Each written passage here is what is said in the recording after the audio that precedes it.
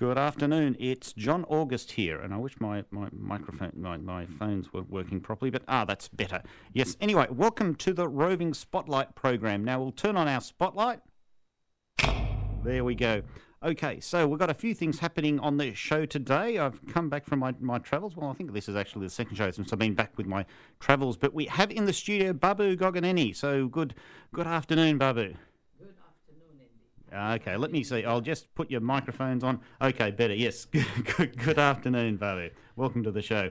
You can see it's a madhouse around here. It's an absolute rush. But, you know, I've got a few 2-for-1 deals going today. We'll actually have two locations, the Percy Grainger Museum and also the St Kilda Walk in Melbourne, because I know I was met up with a few people in Melbourne recently. Babu was there amongst us. And, you know, I suppose, you know, my issue with my vehicle, I guess letting you in on some financial details, but, you know, the agreed value of that vehicle is like $60,000 and the mechanic is quoting $58,000 to repair it. So I think I'm going to get paid out in due course. And, I mean, it is double plus ungood when somebody turns right in front of you and crashes into the side of your vehicle. That's double plus ungood. But, again, 2-for-1 offer. We will be doing double plus ungood later on the show and talking about parking in the domain in Sydney, which is thoroughly unhealthy. But Babu is joining us, and you're an activist, rationalist, used to be on the executive, fill me in, the... I was the executive director of the International Humanist and Ethical Union. Right, okay, so we will be talking about, I guess, some of the extremes of superstition in India and international human rights. And if things go according to plan, we'll have Trevor from the Iron Fist Velvet Glove joining us a little bit before 1 o'clock for about 20 minutes. Now, you might have heard some of the things from the Iron Fist Velvet Glove podcast. I know he was talking, he's got his reference of like whether it's submarine Catholics or submarine Christians, you know, who surface for Christmas and Easter. And that's one of his various sort of set of things. But yeah, we've heard some of the stuff from the Iron Fist Velvet Glove, but hopefully he'll actually be joining us on the phone talking about some of the religious abuses in Australia, sort of political abuses. So what else? We'll be hearing from Professor Richard Feynman on magnets, and I'll be saying a few things about that. You know, okay, as I say, the planets and some of the events that are coming up. So anyway, yeah, full show, lots of people and lots of stuff. But anyway, let's get things started with Supertramp and the Logical Song. Here we go.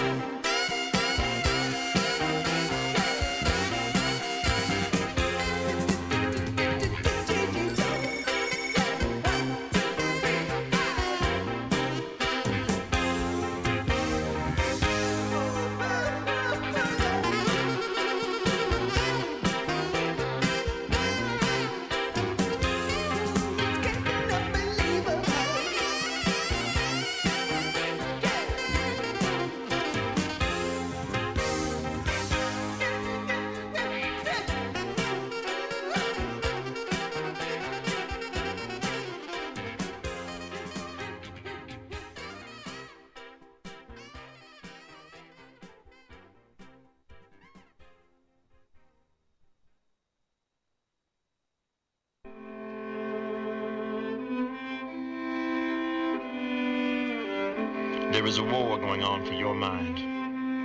Media mavens mount surgical strikes from trapper-keeper collages and online magazine racks.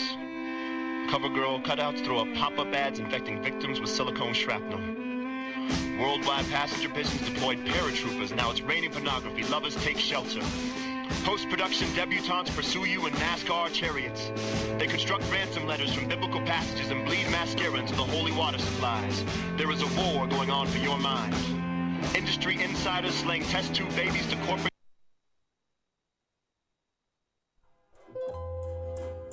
Do you love Radio Skid Row? Become a Radio Skid Row supporter today. Go to radioskidrow.org and follow the support links. Becoming a supporter starts from just $20 a year. That's 5 coffees. Supporters get access to exclusive Radio Skid Row t-shirts, tote bags, competitions and Radio Skid Row news. Go to radioskidrow.org to find out more or email the office at info@skidrow.com.au. Radio Skid Row 88.9 FM, your station.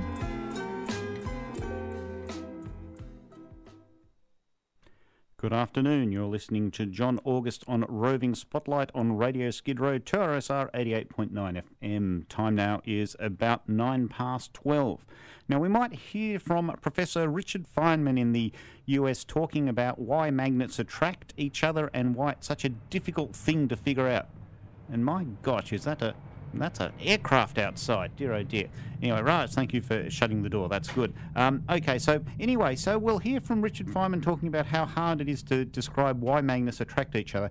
Now, I might follow that up with a bit of my own personal commentary on why it is that some things become magnets, which is a slightly different question. I think a little bit easier to answer in some ways. But anyway, let's hear from Professor Richard Feynman on magnets. If you get hold of 2 magnets and you push them, you can feel this pushing between them. Turn it around the other way and they slam together. Now, what is it, the feeling between those 2 magnets? What do you mean, what's the feeling between the 2 magnets? There's something there, isn't there? I mean, the sensation is that there's something there when you push these 2 magnets together. Listen to my question. What is the meaning when you say that there's a feeling? Of course you feel it. Now, what do you want to know? What I want to know is what's going on between these two bits of metal. Magnets repel each other. And well, then what does that mean, or why are they doing that, or how are they doing it? You're asking. I must say, I think that's a perfectly reasonable question. Of course, it's a reason. It's an excellent question. Okay. But the problem that you're asking, you see, when you ask why something happens, how does a person answer why something happens? For example, Aunt Minnie is in a hospital. Why? Because she went out and she slipped on the ice and broke her hip. That satisfies people. It satisfies, but it wouldn't satisfy someone who came from another planet, knew nothing about things. First, you should understand why, when you break your hip, do you go to the hospital? How do you get to the hospital when the hip is broken? Well, because her husband, seeing that she had the hip was broken, called the hospital up and sent somebody to get her. All that is understood by people. Now, when you explain a why, you have to be in some framework that you allow something to be true. Otherwise, you're perpetually asking why. Why did the husband call up the hospital? Because husband is interested in his wife's welfare. Not always. Some husbands aren't interested in their wives' welfare when they're drunk and they're angry. And so you begin to get a very interesting understanding of the world and all its complications. In order to if you try to follow anything up, you go deeper and deeper in various directions. For example, you could go, why did she slip on the ice? Well, ice is slippery. Everybody knows that, no problem. But you ask, why is ice slippery? That's kind of curious. Ice is extremely slippery. It's very interesting. You say, how does it work? You could either say, I'm satisfied that you've answered me, ice is slippery, that explains it. Or you could go on and say, why is ice slippery? And then you're involved with something, because there aren't many things as slippery as ice. It's very hard to get. Greasy stuff, but that's sort of wet and slimy. But a solid that's so slippery, Because it is in the case of ice that when you stand on it, they say, momentarily the pressure melts the ice a little bit, so you got a sort of instantaneous water surface on which you're slipping. Why on ice and not on other things? Because ice expands water expands when it freezes, so the pressure tries to undo the expansion and melts it. It's capable of melting it. But other substances contract when they're freezing, and when you push them, they're just satisfied to be solid.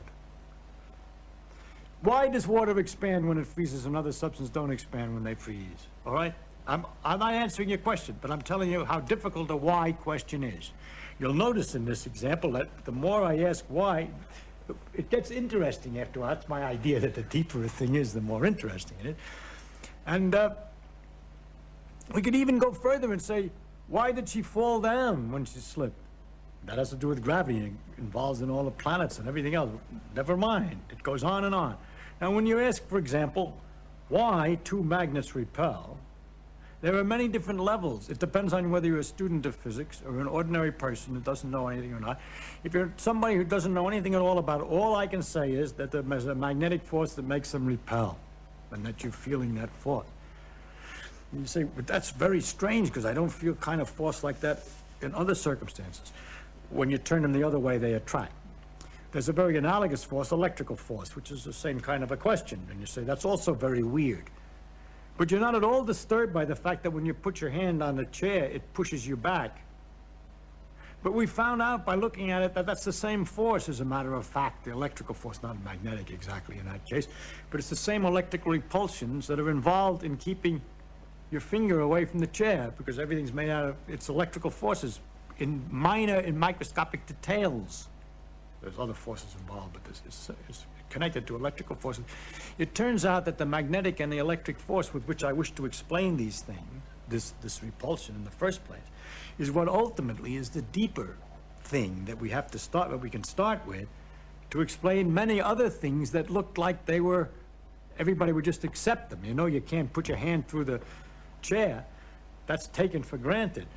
But that you can't put your hand through the chair, when looked at more closely, why it involves these same repulsive forces that appear in magnets. The situation you then have to explain is why in magnets it goes over a bigger distance than in ordinarily. And there it has to do with the fact that in iron, all the electrons are spinning in the same direction. They all get lined up, and they magnify the effect of the force until it's large enough at a distance that you can feel it. If you were a student, you'd go I could go further. I could tell you that the magnetic forces are related to the electrical forces very intimately, that our relationship between the gravity forces and electrical forces remains unknown, and so on. But I really can't do a good job, any job, of explaining magnetic force in terms of something else that you're more familiar with, because I don't understand it in terms of anything else that you're more familiar with. Good afternoon, John August here. So we heard from Professor Richard Feynman talking about some of the details of magnetism, but I'm going to try to focus on a bit of a different perspective, which is why are some metals magnetic? But let's go back to another step of sort of say, well, why are metals different to other things? And the answer is that metals have lots of electrons to spare. Now, I hope you've heard the story of the atom, which has got the nucleus at the centre and the electrons orbiting around. And if those electrons are held tightly to the nucleus, they don't really stray very much, or you can get a certain sort of bonding like you get in salt crystals, where they do just make one little hop and bonk and go to the next one. But if you've got a metal, you've basically got a lot of free electrons that can run around, and that means that the metal bonds itself together, it becomes uniform. And when it bonds together and is uniform and has lots of electrons, you can have smooth surfaces there and they reflect light. Also, because of all those electrons, you get a lot of thermal conductivity. But obviously you can get, reflective surfaces in glass and so on. And what's going on there is that you can actually have a nice flat surface. But there's a lot of things where they're inherently rough, rocks and plaster and so on.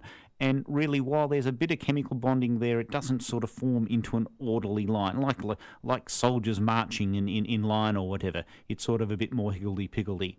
So metals have a bit of an advantage. Lots of electrons, which means they can bond strongly, and they can also be very regular and uniform, which means they reflect. So that's why metals are different to other things. And also, yeah, they bond to each other, so they form this large lump. Now, one of the things they used to do before they could really refine iron in the way that we do, you just pound away at this lump of like impure iron with a lot of carbon there, and you'd bash them away, and the things would bind together, and you'd sort of purify it that way. But okay, so there we have our metals with like lots of electrons. And the next thing to keep in mind is when you've got moving charges, that generates a magnetic field. Now, it's obvious when you've got a electromagnet, you've got wiring, current in wires moving around, being pushed around by a battery, and we have a magnetic field. But within the electron, you've got lots of little bits of charge moving around, and they all generate little bits of magnetic field. But the thing is, they're going in all random directions, and they do not line up. So metals have lots of electrons, and they have the ability to point in all different directions. But that's a problem there. But that some metals actually do something with the electrons in adjacent metals. They find that if you've got two metal atoms close together, there's some electrons that sort of say, if I point this way and the electron in the other atom points the same way, we've got more room to move. It's a lot more comfortable for all of us. And that's a quantum mechanic phenomenon. Now, if you actually have the atoms at just the right distance apart, that thing can actually happen. Now, that's why it doesn't happen with all metals. Obviously, we know that this happens with iron, because with iron, you've got the potential for this effect, but the iron atoms are just that nice distance apart where the electrons overlap a little bit, but by pointing in the same way, there's more room for both of them, and they're a little bit more comfortable with that. There's a quantum mechanical phenomenon. This is sort of getting a bit exotic, but you may remember I've said that some things happen on a microscopic scale, like the viscosity of fluid, and it really is like stacking crates in the corner of a warehouse. But anyway, you might move on to another bit of science. We've been doing science in the start of the show. Here's Kate Bush with pi. And also, we've got a few guests in, but if you do want to call up and sort of say something, the number to call in is 9550 9552. Here we go, Kate Bush and pi.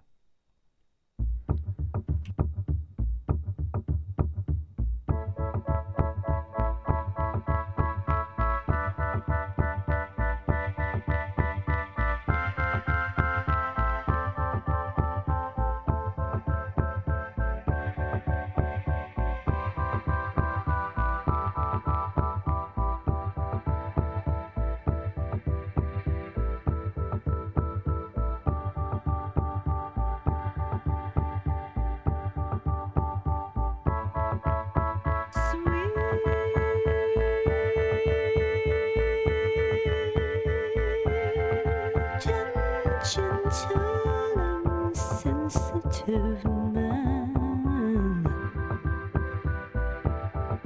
with an obsessive nature and deep fascination for numbers.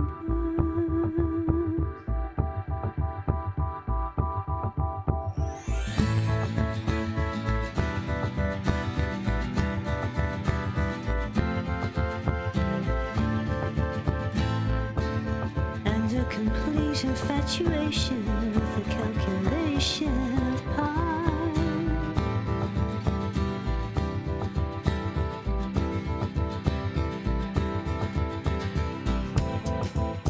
Oh, we love enough his numbers. And they run it in a great big circle. In a circle of infinity.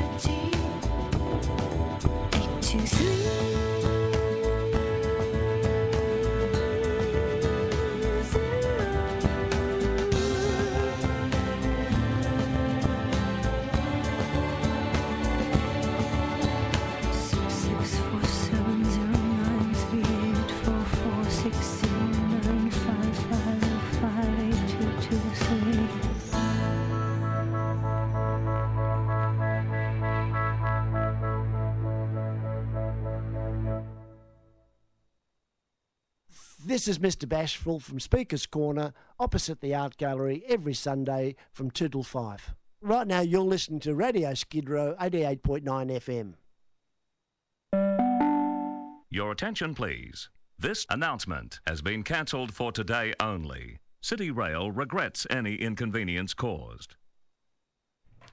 Good afternoon. You're listening to John August here on Roving Spotlight Radio Skid Row. Time now is pretty much 12:27, and we're joined in the studio by Babu Gogineni. So, well, we said hello to you earlier in the program, but good to chat again anyway. Indeed, John. Thank you for having me here.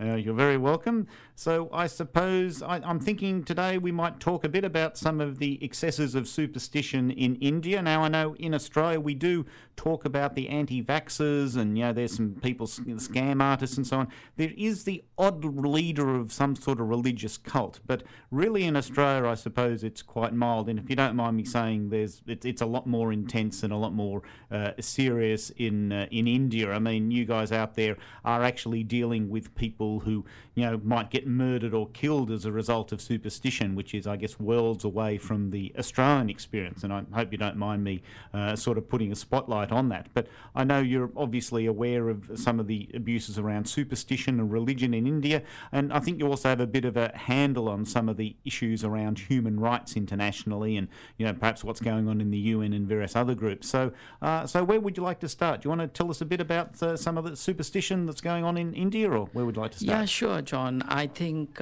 both Africa and South Asia especially suffer from an excess of religious devotionalism, ritualism, superstition. And India is a particular example for sure. But almost all the countries of Africa and closer to here, PNG and so on, you have violence, murderous violence, people being killed because someone hasn't got something right. So, looking at India, I think one of the most serious things we have been battling is the murder of people on the suspicion that they're performing witchcraft. It's very funny. It's a magical concept of the universe. So people think that with chili that we use in cooking, some lime, and a dead chicken, you can kill someone. Yeah, sure, if you make a very bad biryani, you might, but that's not what we are talking about. If you leave these objects outside somebody's house and the person then wakes up the next morning to see this, he will think and know that someone intends that he should die. Black magic has been performed. And these people now, the household, will start looking for who it is that caused this. And that might lead to setting up a fire, a little one, and looking at which way the smoke is blowing. Your enemy would be living in that direction.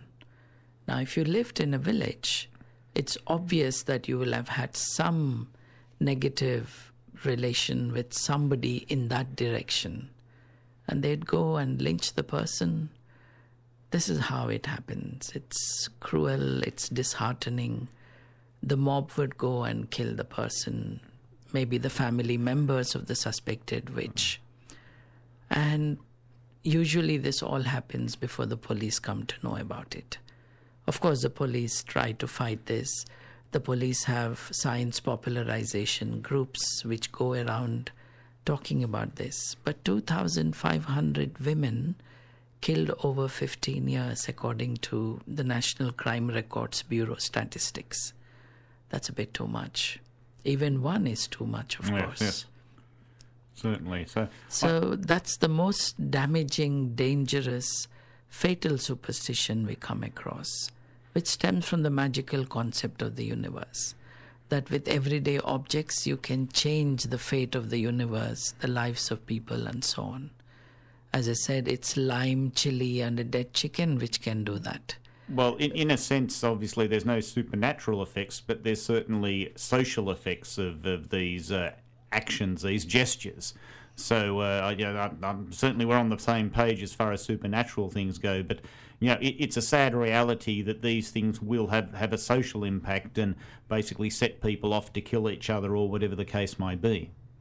Indeed. On a less dangerous note, but very damaging still, is the recourse to astrology, to numerology, and to the Indian form of Feng Shui. Feng Shui and the Indian form called Vastu requires the earth to be flat, and the allocation of houses, housing plots, and in which direction they should be facing reportedly will decide your future, your welfare, your happiness, and your wealth. So it has to be east facing your home.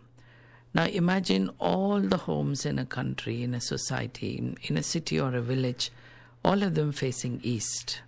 That's really not going to be possible. Well, I think I would suggest it's possible, but it's very wasteful. In a sense, you have a street where you're only using one side of it. Yes. And you have to have a lot more streets aligned in a particular direction. And obviously, it's very wasteful to feed those streets that only have buildings on one side of them. So, that's right. I guess it's not impossible to set that up, but it would be a very wasteful and serious exercise in urban planning. Yes, theoretically, of course, that's possible, but it never happens. And then to have Feng Shui work in the Indian form of Feng Shui, Vastu, as I said, the earth needs to be flat. That's one. And there's also another thing. The housing plots and their direction is also decided on your caste as a basis. So if you were from the so-called upper caste, the dominant caste, then you'd have the better of the lot. The caste system, you see, also playing a role in astrology. Indian astrology is associated and obsessed with the zodiac signs, but the zodiac signs are actually a gift, so to say, of Babylonia. They are not Indian in origin. That's right. I am thinking of the constellations. If we're talking about the same constellations as I'm using, then they must have come from a common source there somewhere. And if they didn't come out of India, then they must have come out of somewhere else. Because we are talking about Sagittarius, Leo, those sorts of constellations. Yeah. From Babylonia to Egypt, from Egypt to Alexander, when he sat there and got Alexandria built, and with Alexander and his troops to India. And then it got absorbed into the way the Indian thinking was progressing, and it became part of Indian astrology. And for Indian astrology, you need the 9 planets, which amazingly, until not too long ago, was the count that science gave for the number of planets in the solar system. So people thought this really was something extraordinary. The ancient thinkers already knew there were 9 planets. And then the scientists knocked off Pluto from the list. And science is left with 8 major planets. And then, when you sit down and list all those planets, you will see that the sun is one of them. But we all know the sun is a star, not a planet. And then there is the moon, which also is considered a planet. Well, at least the sun and the moon are there, whatever classification you put them in. But 2 of the planets in the traditional 9 planets of the astrology are Rahu and Ketu, which don't exist, which are not there. And on the basis of this understanding, they will seek to predict your life. One very interesting thing, of their 9 planets, the Earth is missing. And we also have this other problem of caste system, as I said. The sun is a Kshatriya from the warrior class. The moon is a Vaishya from the trading castes. And the most beautiful, I think, of the planets, Saturn, which is supposed to bring bad luck, is one of the castes that the caste system doesn't approve of, the Sudras. They bring bad luck. They're not part of the dominant castes, and therefore it's an extension of the caste system. And many people's lives in India are decided by, sadly, the predictions of astrologers. You can wake up in the morning and switch on the television, and you'll have astrologers telling you giving you the predictions for the day, for the week, for the month, for the year, all the time. So, I mean, we do have astrology here to some degree, but I guess you're obviously talking about a much something that's much more deep set in society. Indeed. And it's a huge business, not taxed and not regulated. This is compounded. The problem is compounded by the confusion people get because some universities offer a master's in astrology. Well, I won't mention the universities that have courses in chiropractic, but never mind. Let's move on. Yeah. But one important thing is where universities offer a course in astrology, they are not professional degrees that they are offering. It's a Master of Arts. This is the art of deceiving based on falsehood. And a huge number of people get into trouble because they have advised their clients, taken advantage of their beliefs, and have actually committed crime. So many astrologers are being arrested as well. So you're saying their clients have committed crimes or the astrologers committed crimes? Astrologers themselves, because of the hold that they have on their clients to start with. A few have been arrested along those lines. Professor Narendra Nayak from the western state of Karnataka, he got an astrologer arrested because that man was asking, I'm sorry to even have to mention this, that the level of exploitation is so deep and sad, that a girl was asked to sleep with someone so that the ill effects of the planets would be wiped out. But this person was caught, arrested. A similar thing happened with the investigative agencies looking into such exploitation. The thing is this, John, that people are vulnerable, especially when they are desperate, things are not going well. But instead of going to a counselor who might be able to help, a lawyer who might be able to guide, they go to an astrologer who then takes advantage. Sting operations have been performed by television channels, and a lot of exposure it's now public. You can watch on YouTube how many astrologers have been caught. So, to that extent, perhaps people are being given information and being warned that they might be exploited. They should be careful.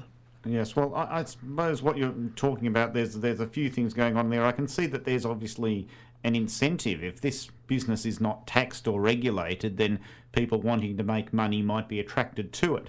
And before I cast too many very harsh moral aspersions on anybody who does that, I mean, if you are in a desperate financial situation yourself, you can understand that you're looking for ways of making money just to survive, just to get by. And, you know, that's one of the things going on in the background. But you're also saying the clients might be equally in a desperate situation. But you are also talking about knowledge. And obviously, if you are informed, then maybe you've sort of got some personal barriers against this. And I know on the one level, you do have what you might call the reasoned analysis, the sort of thing that we're to some degree doing here. But there is also a certain amount of what we might call positive sensationalism, where you do have these people exposed on TV or whatever, and rather than having people particularly get science, I suppose you might say, they might still get somewhat inoculated by seeing these things on TV. And I know you have a quite reasonable amount of involvement with your local TV stations, and you're something of a public figure there and promoting these things. So tell us a bit about your TV experiences there. Yes, I've had some reasonably good time on television in South India, mostly speaking in Telugu, which is my mother tongue, spoken by 100 million people in the region. So as you can see, that's a big number. And we've had astrologers come and dare that they can predict the future. So I had what one called Who Wants to Be a Millionaire challenge. Now, it takes the same format of the Who Wants to Be a Millionaire show, uses the same kind of iconography to promote the challenge. And we said, out of these 26 questions about the forthcoming elections, you should get 19 right, and take 10 million rupees from us as a gift prize. Of course, they tried, and they failed miserably. Not 19, I think the biggest count was something like 6 correct out of 26. What we did, I launched this challenge 2 times, 2009 and then also 2014, and they were all spectacularly wrong. But in 2014, we did something else, John. We got a group of children to answer the same questions in a language they didn't really understand. They didn't even understand the questions properly. But they had multiple choice answers to tick, and they did much better than the astrologers. Yes. Well, it's interesting. And then most recently, we are coming to an anniversary now. Last year in December, I had the most famous astrologer sit down with me on television for a discussion. And all I did was throw 10th grade school science books at him and some analysis of what he got wrong. And he'd conceded defeat, gave up the microphone, and left the studio in humiliation. This man was very, very, very popular. Well, it's interesting that he just doesn't go to a higher level of denial and up the ante, as it were, that you were, in a sense, able to win that engagement, you know? I went there with what I call my lie detector. He claimed that he got at least 90 out of every 100 predictions right. So I had a list of 90 predictions he got wrong. So as I was reeling them out, he could find out and understand that as the list is growing longer, his credibility and his client list was getting that much shorter. So for him, escape was the easiest thing to do then. Right. Good. And that's what he did. But not before invoking religion, saying that I was against the Hindu religion, and so on and so forth. But then... Yes, first refuge of the scoundrel, I guess. Yeah. Until then, they were saying astrology was a science. When they started losing, they said astrology is a religion, and therefore we should not attack it. Now decide, because if you say it's religion, I have nothing to do with it. Only when you claim that it is science, I want to use the parameters of science to evaluate those claims. Well, it depends on whether you mean science or religion. I would tend to think it's the claim that is effective. If you want to say that automatically means it's claimed that it's science, I don't know. But that is an interesting contrast to what happens in Australia, because broadly speaking, in Australia, when they do have these challenges, what you might call the woolly thinking people who are deluding themselves, they're the ones who tend to step up to the plate. We do have, I guess, people who are con artists who know that they're making stuff up, and they tend not to respond to the media challenges. But it's interesting that, at least on the face of it, these people, if they are responding to your TV channel challenges, they must really believe what they're doing. Though it's a bit strange, this gentleman, you're saying he actually had a real record of making all these false, getting so many things wrong. So, I mean... Well, nobody sat down to make a list till I did it. I did it with the help of some media reports about what he said and what actually happened. But it's not as if... You see, when I launched my challenge about the elections and the Who Wants to Be a Millionaire challenge at them, they thought they had to respond, because otherwise the political parties, their clientele, will go away. But in this recent encounters, neither I nor that gentleman knew that we were going to meet in the TV studio until too late for him.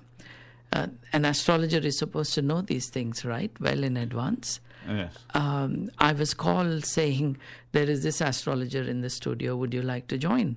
And I said, yeah, let me do that. And I took a half hour to reach there.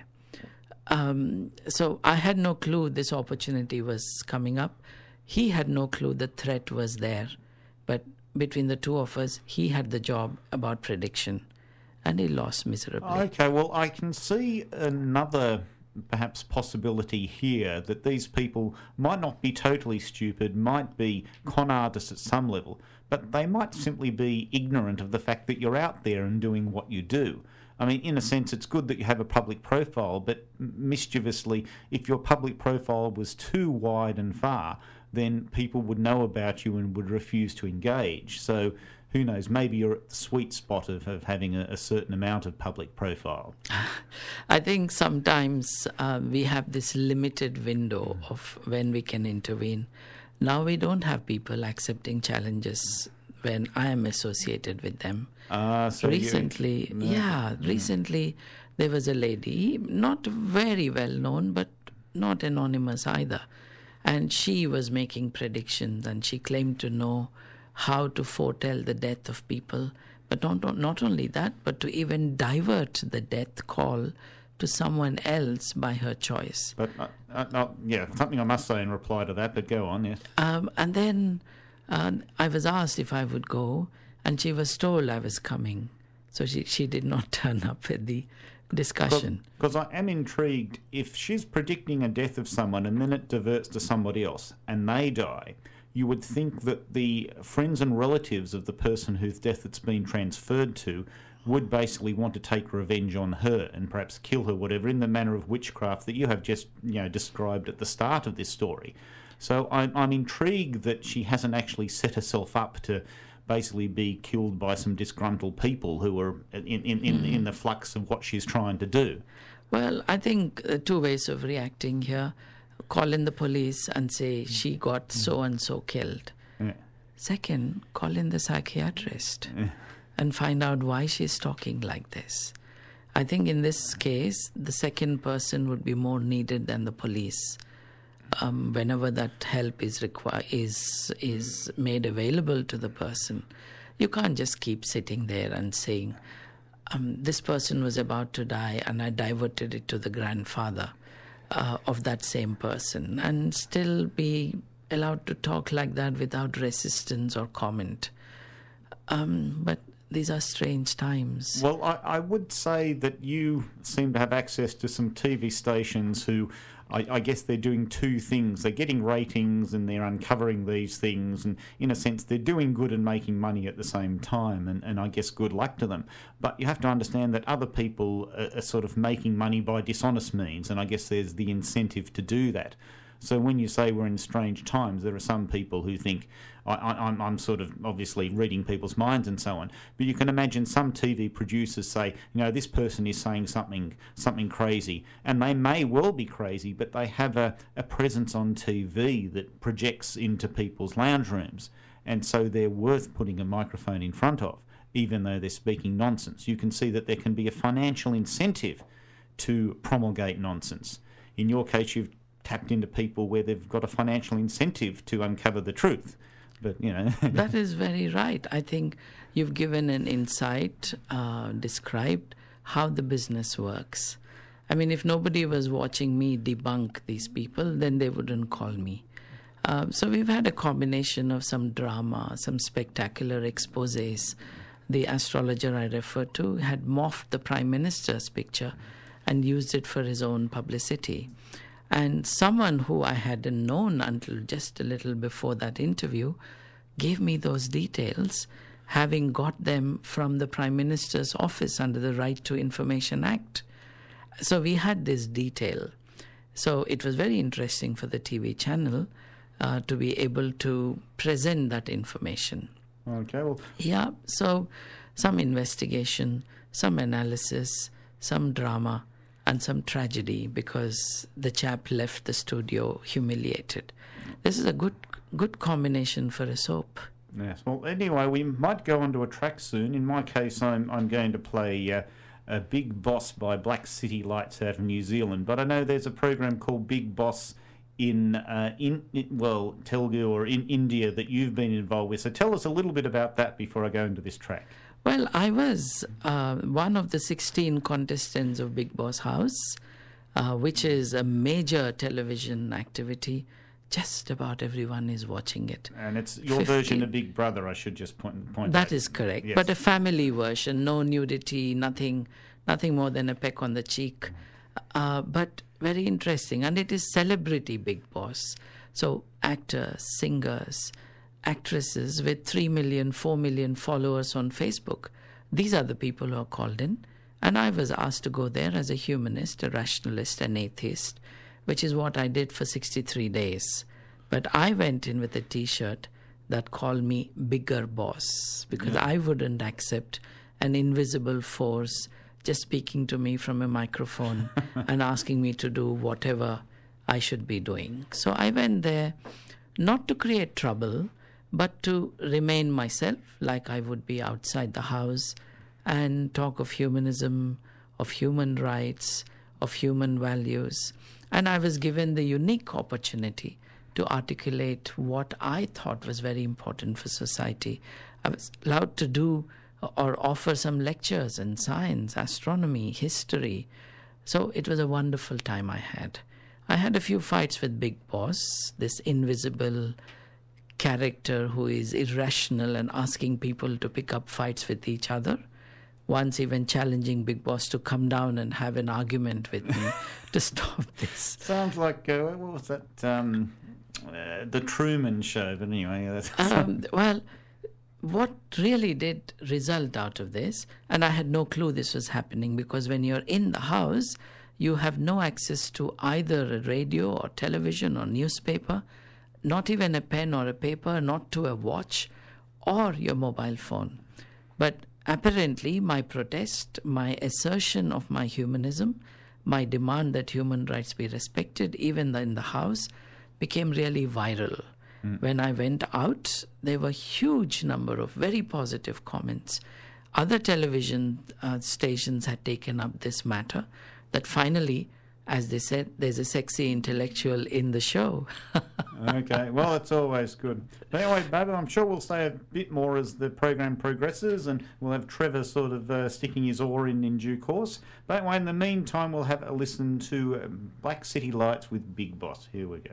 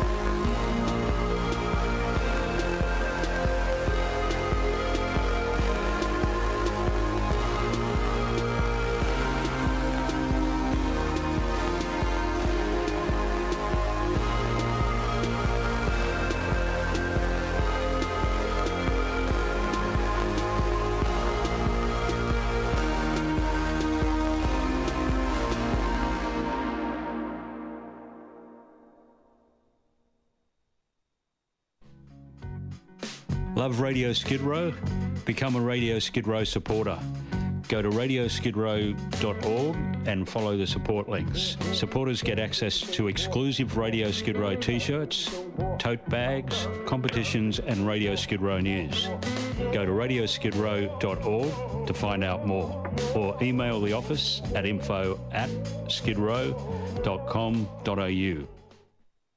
If only we could have the shorter working day, the shorter working week, the shorter working life, with more time to realize our full human potential. This is Linton Kwesi Johnson, and you're listening to Radio Skid Row on 88.9 FM.